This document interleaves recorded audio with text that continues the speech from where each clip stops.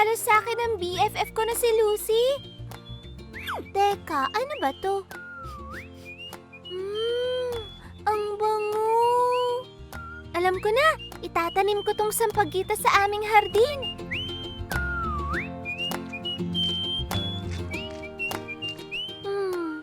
Saan kaya kita pwedeng itanim sampagita? Sasa, ako si Manong Mangga. At itong lupang kinatatayuan ko ay malilim at presko ang hangin. Baka gusto mong dito itabi ang iyong munting kaibigan. Teka lang muna. Nandito si Sunny the Sunflower.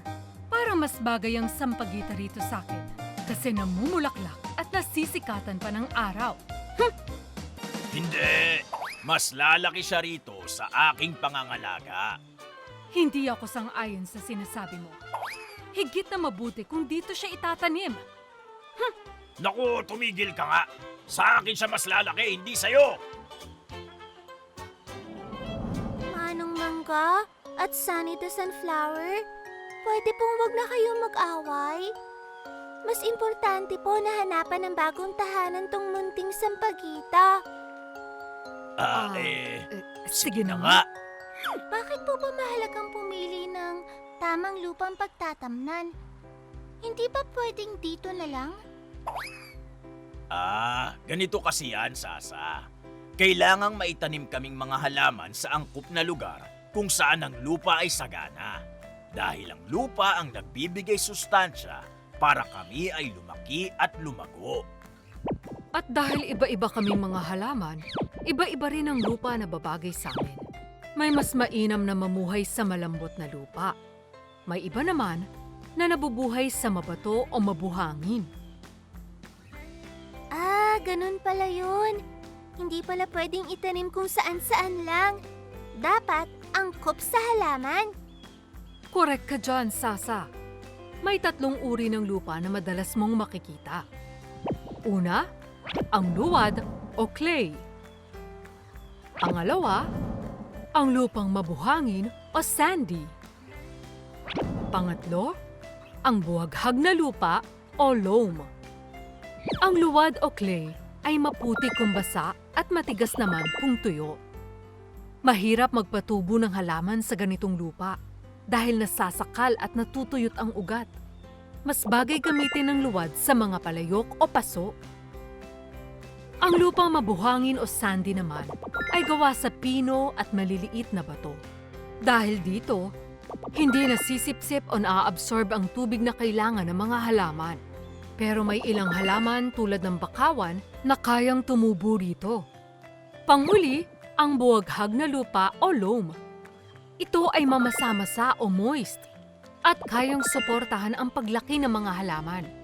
Sagana rin ito sa organikong sustansya na nagiging pataba o fertilizer sa mga halaman. O Sasa, nakuha mo ba mga yon? Siyempre naman, Sunny the Sunflower. Sa mga lupang nasabi mo, mukhang ang buhaghag na lupa ang pinakaangkop sa inyong mga halaman. Tama ka, Sasa.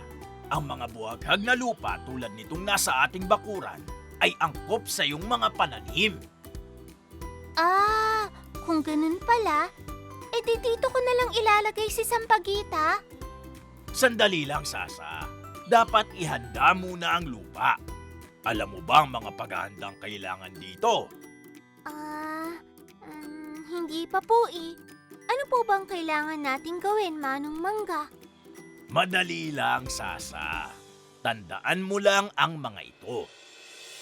Kapag magtatanim ng panibagong halaman, pumili ng lugar na di masyadong dadaluyan ng tubig ulan. Kapag sobra sa tubig, maaaring malunod ang mga halaman. Pangalawa, tanggalin ang mga damo sa paligid nito para walang kalaban sa sustansya ang iyong pananim.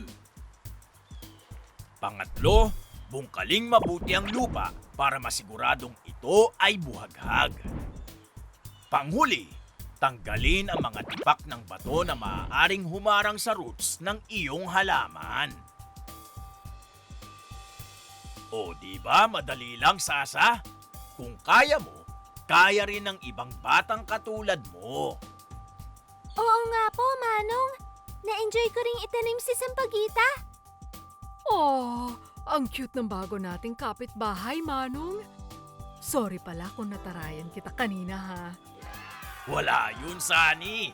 Ang mahalaga, tayo ay naghahati sa mga biyaya ng lupa at may bonus pa. Mayroon pa tayong bagong kapitbahay.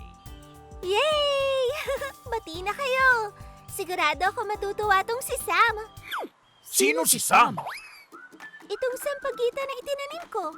Simula ngayon, Sam na ang itatawag ko sa kanya. Ah, si Sam!